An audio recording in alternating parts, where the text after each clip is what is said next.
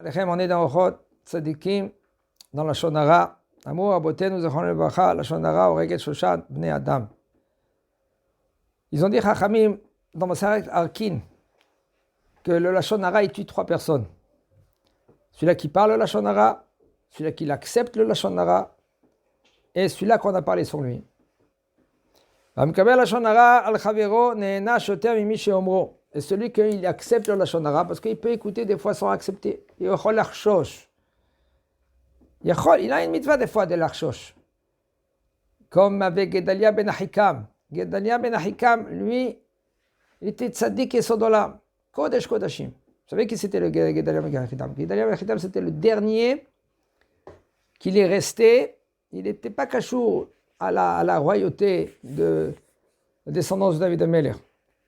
Mais Nebuchadnezzar, lui, il a mis autant que, soi-disant, comme un empereur à Jérusalem. Il gouvernait Jérusalem. Il était très tzaddik. Et c'est pour cela que nous, on gêne le Gimel Betishrei parce qu'on l'a tué.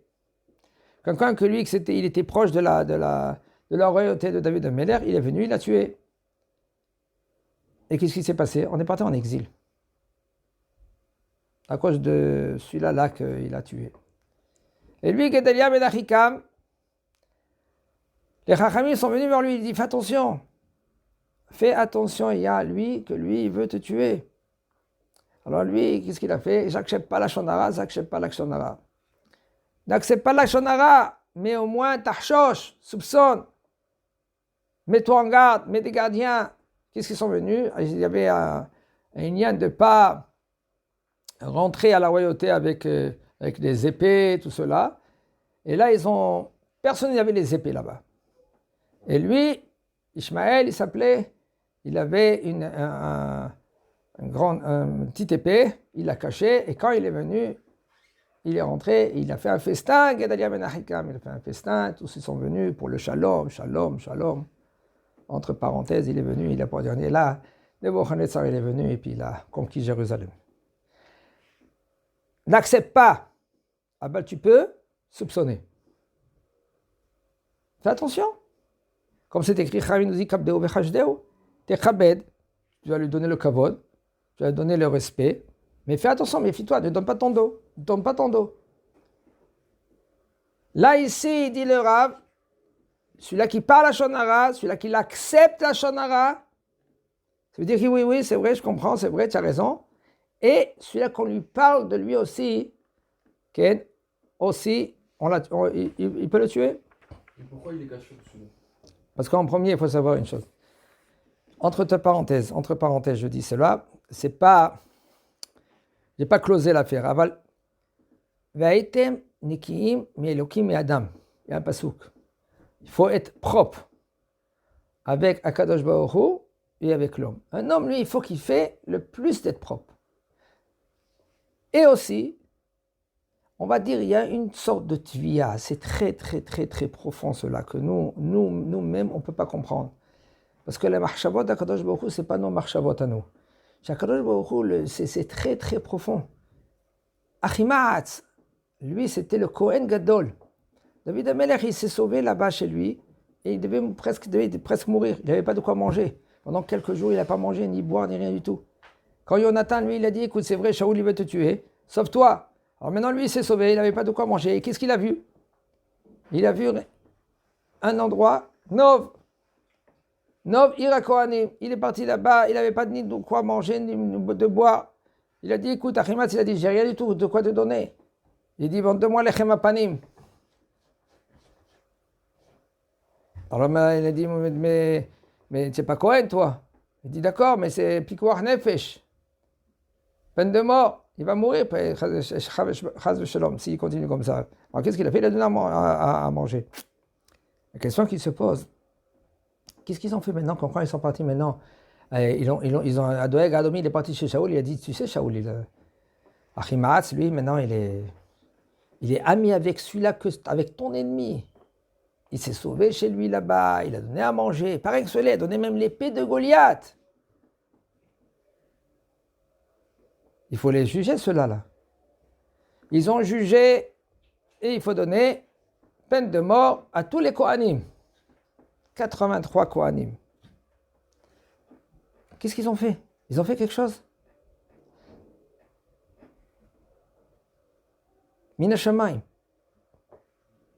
Il n'y a pas des choses qui sont en vain. Tout ce qui est Mina Shamayim, c'est très difficile. Aval, même à la profondeur du din, ils étaient hayab. Naval à Carmélie. Achav, il vient chez lui, il lui dit, écoute, ta vigne, donne-moi ta vigne. Il dit, je ne peux pas te donner ta vigne. C'était le roi, Achav. Le roi, vous savez qui c'était Achav? Il gouvernait le monde entier. Vient Achav, il voit, il tourne, il fait une promenade, il voit qui? Il voit la vigne de Naval. Il lui dit, Naval, vends-moi ta vigne, je te donne double prix. Il dit, écoute, je ne peux pas te donner, ça c'est la vigne de mes grands-parents. Par descendance, je ne peux pas maintenant te vendre. Il est venu triste à la maison. Isabelle, sa femme, elle le voit. Il dit, qu'est-ce que mon mari, pourquoi le monsieur le roi, pourquoi tu es triste? Il dit, écoute, Naval, celui-là, il ne veut pas me vendre sa vigne. C'est une vigne magnifique, je suis rentré là-bas, Gan Eden. Chez Merachim, Gan Eden. Eh bien, il a dit, n'aie pas peur, c'est bon, n'aie pas peur. Bezat Hashem. Elle dit, Bezat Hashem, je vais recevoir la vigne. Qu'est-ce qu'elle a fait? Elle a emmené 2 témoins Sheker, qui ont témoigné que lui, il a fait quelque chose contre la royauté, et ils l'ont tué. Qu'est-ce qu'il a fait, lui, Naval Carmeli? Il a fait quelque chose? Pourquoi on va le tuer? Mina Shamayim, pourquoi on le tue? Nous, on sait quelque chose. Il répond, Hamim, lui, il avait une belle voix. Un ténor. Il partait au Beth Amikdash, le Shlosh Taregalim, et là-bas, il faisait Hazanout. Et les gens, ils venaient au Beth Amikdash pour l'entendre. Et qu'est-ce ils gagnaient tout le monde? Que les gens, quand ils venaient au Beth Amikdash, il y avait beaucoup de sacrifices. La Shekhinah, elle est là. D'accord? C'est pas qu'elle a besoin de nous, la Shekhinah. Ah ben, il y a plus de sacrifices, il y a plus de nahatouach, il y a plus moins de din sur Am Israël. Mais non, Naval, il n'est pas venu cette année. Pourquoi? Il est venu dans sa tête, il a dit, pour maintenant, je crains que il y a quelqu'un qui va venir chez moi à la maison et tout ça. Et Kadosh Baruch Hu, il a dit, n'aie pas peur, tu peux venir, Shlosh Teregalim, personne va avoir l'œil sur ta maison. C'est une des secrètes d'Adimos de l'Otachmod.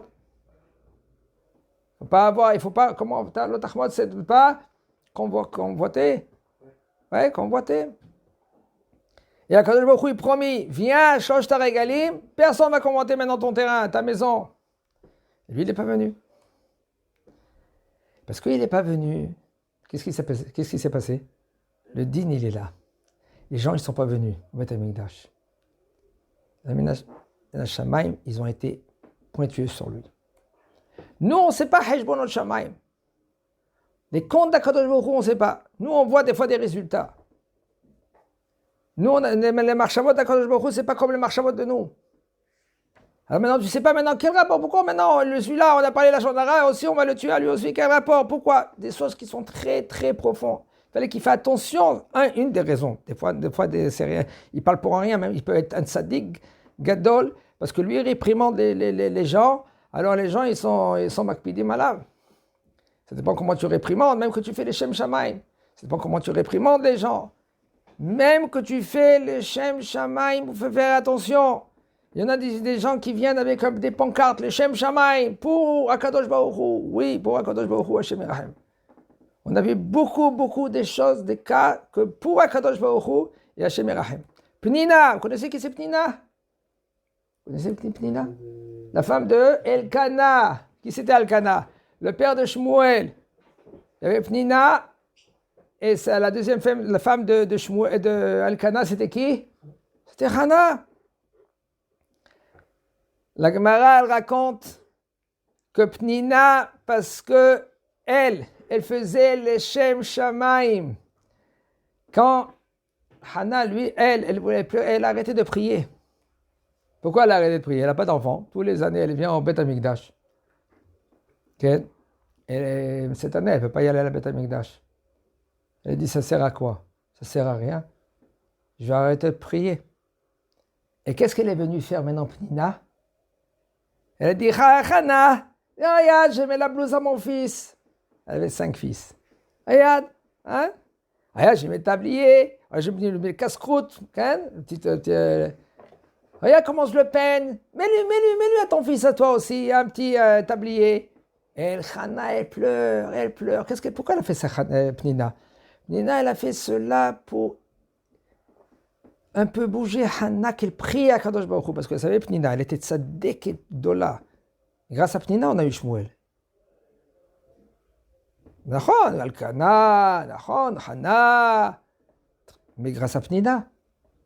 Si ce n'était pas Pnina, Hana, même qu'elle est très haut niveau, mais elle n'aurait pas prié. Elle est partie à Shiloh, là-bas, il y avait Elia Cohen. Elle a prié d'une façon que c'est la première prière qu'elle a prié de ce fond de son cœur. Et comment? Sans parler. Avant, quand on venait au Beth Amikdash, quand on venait au Mishkan, on priait, on demandait à Kadosh Baruch Hu à haute voix. Et elle, qu'est-ce qu'elle a fait? Elle a parlé à voix basse. Et grâce à cela, les Mekoubalim, ils disent que comme ça, on doit prier. Et celui-là que lui qui dit à haute voix la tfila, il y a un manque de Emouna. Comment? Manque de Emouna, comment? Tu crois que Kadosh Baruch Hu ne sait pas qu'est-ce que tu as dans ton cœur quand tu parles? Mais il faut bouger les lèvres. Rak sfatea naot. Comme ça, c'est écrit. Avec ses lèvres, il bouge. Pnina leshem shamaim. Et quand même, Hashem Elahem. Hana, elle a eu un enfant. Elle a eu Shmuel. Bar Minan, 2, ils sont partis de Pnina. Hana, elle a encore un autre enfant. Il y a encore 2 de Pnina. Le dernier enfant, elle est venue, Pnina, elle a dit, le tien, c'est ton fils, prends-le. On voit que même les Shem Shamaim, c'est pour cela un homme que lui qui veut dire, je fais ça, les Shem Shamaim, il faut faire très attention. Qu'est-ce que tu fais? Tu es moté à hetadin alecha. Tu l'appelles le din vers toi. Quand un homme lui veut gronder son prochain, des vrais papa ou le rave que lui peut gronder ses élèves, et encore. Même le rave que lui, même qu'il a une permission, il faut faire très attention.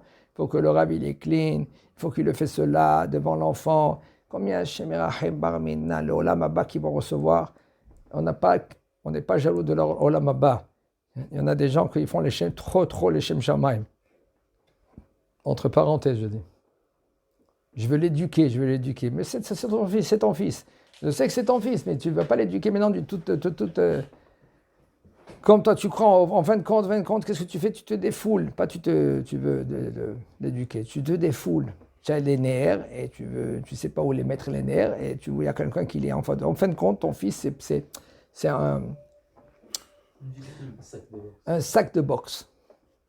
Tu veux vider tous tes tiskoulim. Tiskoulim, c'est tous les nerfs que tu as pendant toute ta semaine, que tu as passé, tout cela. Ken, et bon, mais j'ai venu là, et mesken ton fils. Après, il grandit le fils. Malheureusement, beaucoup, ils sont comme ça. Alors, un homme, qu'est-ce qu'il dit? Moi, je vais prendre l'autre côté. Moi, je vais prendre l'extrême. Qu'est-ce que je vais être doux avec les enfants. Je vais être très doux. Ah, mais t'as dit, il faut faire très attention. Il faut être doux. Oui, mais il faut être doux, et puis aussi, il y a, comment ils disent les Chachamim, la Gemara, elle dit, Maseret Gitin, elle dit là-bas, Yad Yemin. Comment elle dit la Gemara? Etan, aide-moi. Yad Smol, Docha, et Yad Yemin Mekarevet. Mais c'est Yad Smol, Docha, et Yad Yemin Mekarevet. Avec la main gauche, tu repousses, et avec la main droite, tu le ramènes.